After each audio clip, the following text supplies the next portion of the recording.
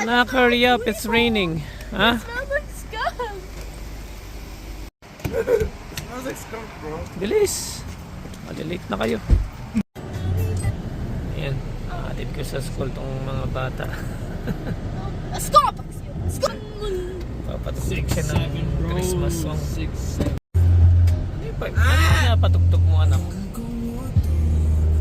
Yes! You know that song, kuya? Yes! Mommy! What's up, guys? Today we're going to school right now. Say hi! Kuya!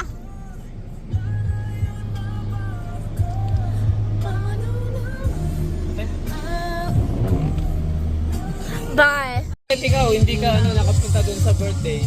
Kasi it's all girls. I'm not a girl. I mean, Kyle's there. Yeah, kasi Sino nandun si? Kyle?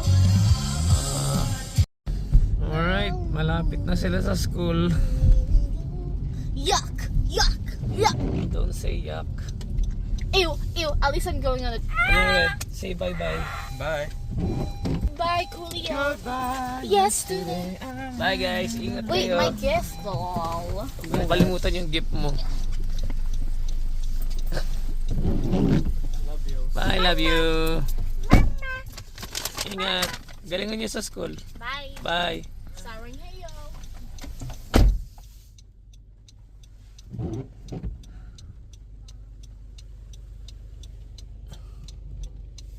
Bye guys. Ingat kayo. Yan. Pauwi na ako.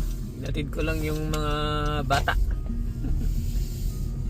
Medyo ano kasi umuulan. Kaya hindi ko na muna sila pinag-bus. Canada. It's been raining non-stop. Nakakamiss ang summer. Pag ganitong maulan, ang masarap na merienda yung no? Champorado. Yung iba naman ang gusto arroz caldo, no? Kapag malamig.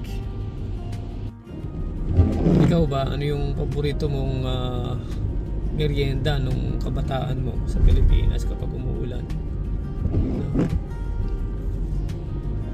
Tsaka pag umuulan, masarap na ulam naalala ko nun yung sarsyadong dalagang bukid, no? Yung dalagang bukid na may kamatis tsaka itlog, di ba?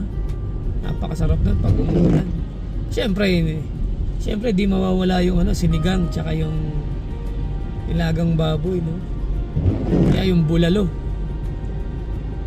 nilagang baka pala, yung merong saging na saba, yun ang masarap kapag umuulan. Nakakamiss ang Pilipinas. Alright guys, nandito na ako sa bahay at mag-iingat po kayo and God bless.